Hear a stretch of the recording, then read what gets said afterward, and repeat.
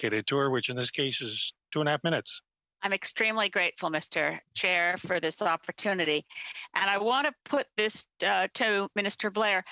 The language in the mandate letter around, I had to search for it really to figure, is this really speaking to racism? But the idea that you have been mandated to address, quoting, unconscious bias, cultural competency training seems to coalesce around the idea that Superintendent Leckie has told us that we're going to see anti-racism training.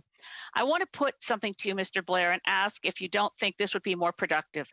In the United States in 2006, the FBI reported that white supremacist groups were deliberately infiltrating law enforcement, deliberately infiltrating the U.S. military.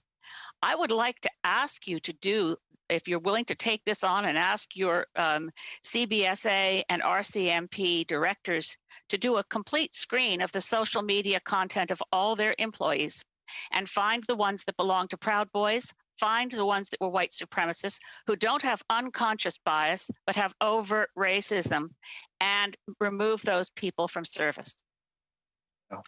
Elizabeth, if I may respond, I agree that there's absolutely no place in policing, in law enforcement, or in any element of public service for racists and white supremacists and anti-Semites and Islamophobes. And I think that we have a responsibility to purge those influences and those individuals from the public service and most certainly from policing.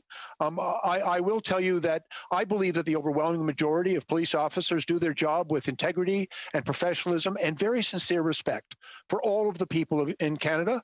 But we also know that ideologically motivated extremism, white supremacy is unfortunately and tragically pervasive in certain elements of our society. And I am completely in agreement that there needs to be absolute vigilance among those responsible for policing and our military and any other element of public service to make sure that there is no place for it there.